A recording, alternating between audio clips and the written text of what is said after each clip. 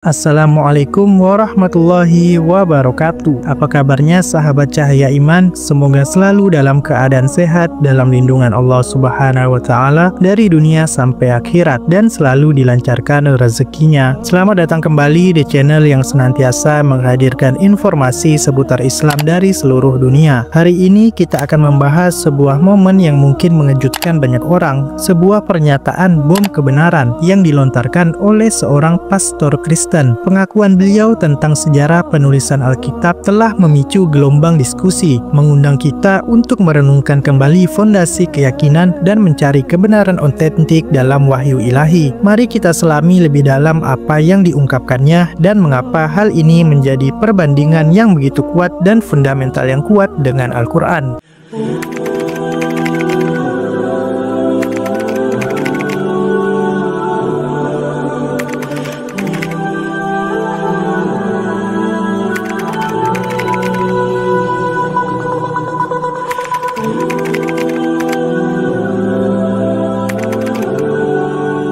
Dalam sebuah video yang dengan cepat menyebar luas di media sosial, seorang pastor Kristen yang berani membuat pengakuan yang mungkin tak terduga bagi banyak pengikutnya. Dengan Alkitab di tangannya, ia menantang audiensnya untuk menemukan jika ada satu saja kitab dalam Perjanjian Baru yang ditulis oleh seseorang yang pernah bertemu langsung, berinteraksi, atau menjadi saksi mata kehidupan Yesus Kristus. Kemudian dengan nada lugas, ia mengungkapkan fakta yang seringkali terlewatkan atau kurang dipahami, yaitu tidak ada satupun kata, tidak ada satupun kitab dalam Alkitab yang ditulis oleh seseorang yang pernah bertemu Yesus. Pastor tersebut melanjutkan penjelasannya dengan merujuk pada Alkitab Ibrani, Perjanjian Lama yang tentu saja ditulis sebelum kelahiran Yesus. Namun poin krusialnya terletak pada Perjanjian Baru. Ia menekankan bahwa Injil-Injil paling awal ditulis puluhan tahun setelah Yesus tiada, dan yang lebih penting oleh individu-individu yang tidak pernah bertemu langsung dengan Yesus. Untuk membantu kita memahami implikasinya, pastor itu mengajak kita membayangkan skenario ini.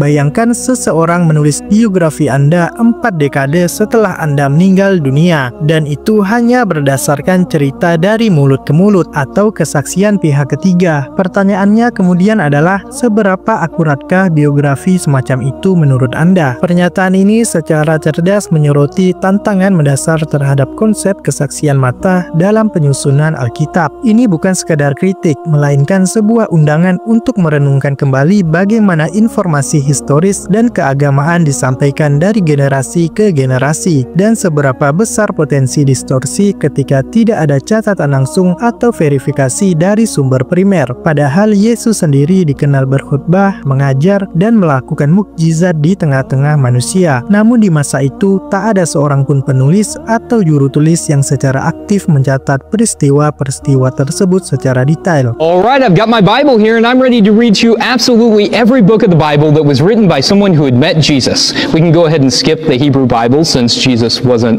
alive when that was written and go straight to the New Testament. You ready? Not a single word.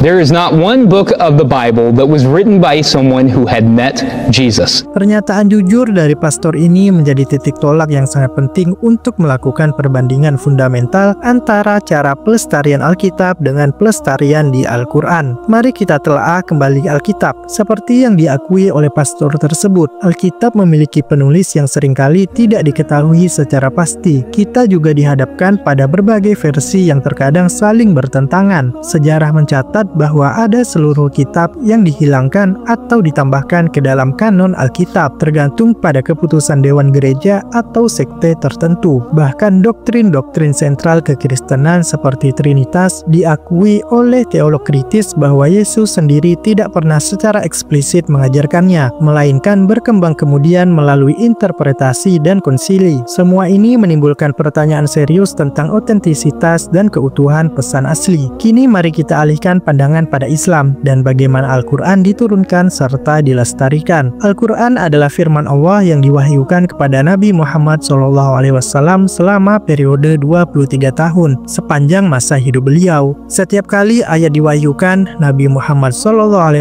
langsung membacakan dan menyampaikannya kepada para sahabat. Yang luar biasa adalah metode pelestariannya. Ribuan sahabat Nabi Muhammad SAW menghafal Al-Quran kata demi kata setelah mendengarkannya langsung dari Nabi Muhammad SAW. Selain itu, Al-Quran juga dituliskan di bawah pengawasan langsung Nabi Muhammad SAW oleh para juru tulis wahyu. Ini berarti selama Nabi Muhammad SAW masih hidup, ada proses verifikasi ganda, yaitu hafalan kolektif dan catatan tertulis yang terverifikasi. Ribuan penghafal Al-Quran memastikan tidak ada perubahan. Hingga hari ini, umat Islam di seluruh dunia masih membaca Al-Quran yang sama persis dengan yang diwahyukan 14 abad yang lalu. Tidak ada satupun huruf yang berubah, tidak ada editan oleh komite, tidak ada revisi, dan tidak ada spekulasi tentang kata-kata aslinya. Konsensus universal di antara umat Islam mengenai teks Al-Quran adalah sesuatu yang tak tertandingi dalam sejarah kitab suci. Hal ini menjadi lebih menakjubkan dan menjadi bukti mukjizat ilahi, mengingat Nabi Muhammad SAW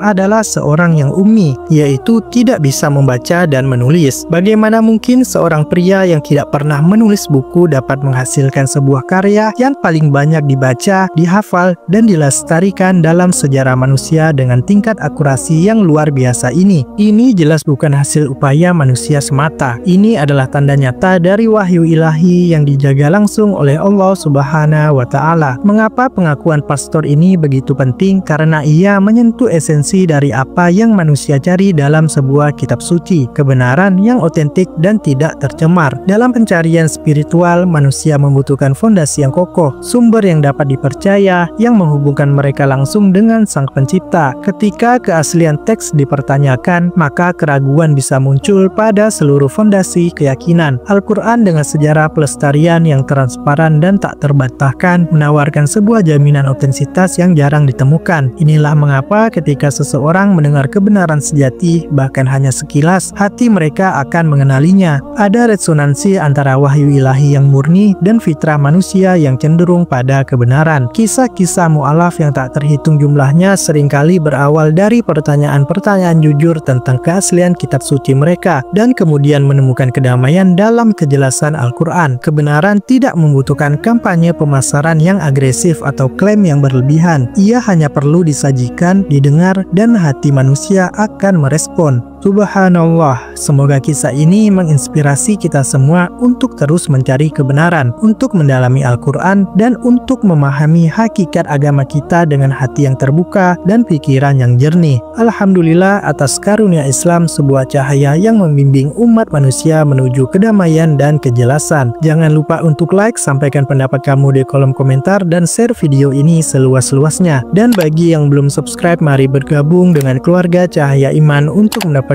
informasi seputar Islam lainnya dari seluruh dunia. Terima kasih sudah menonton, sampai jumpa di video berikutnya. Wassalamualaikum warahmatullahi wabarakatuh.